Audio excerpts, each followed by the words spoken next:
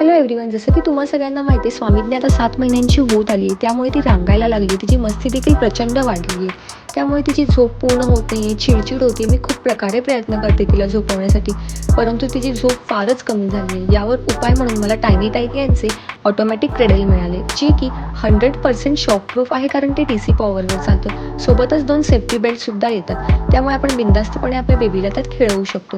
त्याची weight capacity 20 किलोपर्यंतची आहे. आपण पूर्ण रात्र देखील आपल्या बाळाला त्यात झोपवू शकतो, कारण त्याची रनिंग कॅपॅसिटी ही 24 तासापर्यंतची आहे.